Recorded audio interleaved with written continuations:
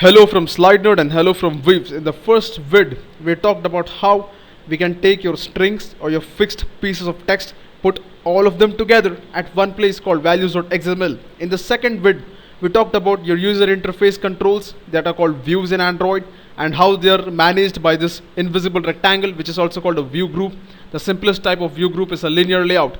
In the third vid, this current vid, we are gonna get dirty with the code, and I'm gonna show you exactly how each section of the code works. Alright, so let me go ahead. So first you have your text view. You define this in XML inside any file, which is activity underscore main.xml. I have given it a name. You can give it any name you want. Now you have to specify its width and height, how much space it's gonna take up on the screen. That you do with the help of these two parameters, wrap content and match span. We have discussed these two in the last vid. Next, you specify what text it is going to display. It's going to display hello world, and this hello world text is defined inside your XML. If you remember, right, we gave it a name, hello underscore world, and that is the same thing we are referring over here. Then this is inside your view group, which is linear layout in our case, which is the simplest type of view group you have. You have a width for the view group also. Again, if you remember, you have the controls, you give a width and height to them. The same way you have the view groups, that is the things which are responsible for managing your controls. Again, we have to specify a width and height for them also. And then we specify that it's horizontal in nature. It's gonna have all the things stacked one near each other, not one below each other. So we are gonna say it's horizontal. And last but not the least, we are gonna say that the schema for all these tags are defined at this URL over here.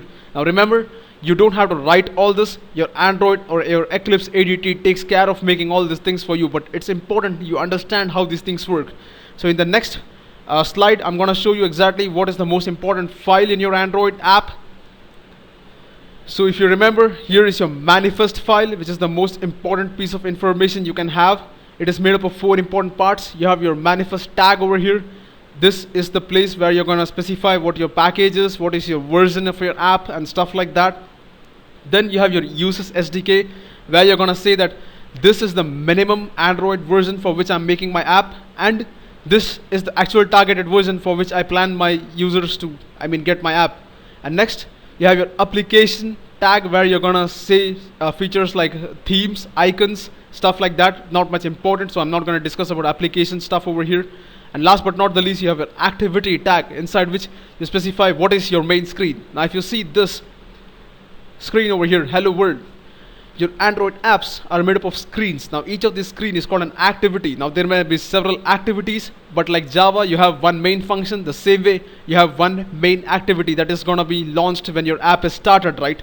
So here I'm gonna specify all the details. So first, talking about manifest, you have your package. You take which package you have your code deployed in. If you remember, your Java class files and Java.java files are placed inside packages, and that's exactly what follows in Android 2. This version is for your app 1.0, numeric and string representation of the same thing. Uses SDK, as I said, I want to develop my app for a minimum honeycomb platform. That is, I have said minimum SDK version is 11. Target SDK version is 17. I'm saying that even though my minimum is honeycomb, I'm actually making my app for Jelly Bean.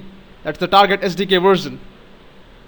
And then you have your application, which has certain tags inside it, which are not much important. They are self-explanatory. If you need me to explain those, I'm gonna take them up in a separate vid. Activity, here I'm gonna say the name of my Java file, which is launched when my Android app is started. And then I specify the name of my thing, which is your hello world. You see this piece of text over here, this capital hello world above, that is exactly what this is, @string/app_name. Now there is one piece which was missing in the last manifest explanation, which I talked about, and that is when what happens when you open your apps section in your mobile and see. Now here, if you see, there is no sign of your hello world anywhere, right? What you want is, you want your hello world to appear in this app list, like like the other apps which you have pre-installed. So for that, you have to write one extra piece of code inside your activity. You have your activity, the same thing, you give it a name, the same thing, label.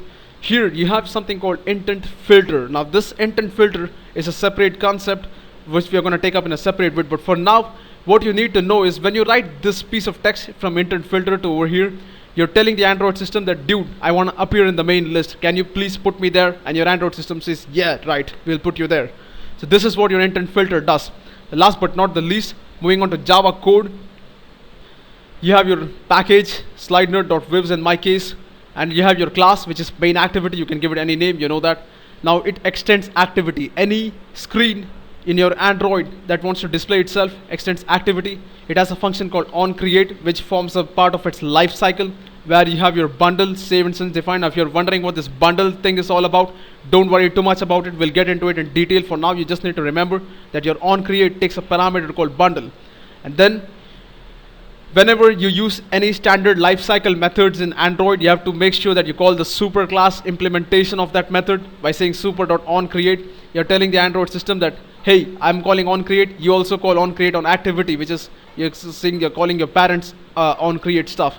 And last but not the least, you have to specify, right? You have to specify which is your appearance file. Now, how does your Java code know that where is your appearance defined? You have to say, hey, dude, this is where the appearance is defined. It's defined inside r.layout.activity_main.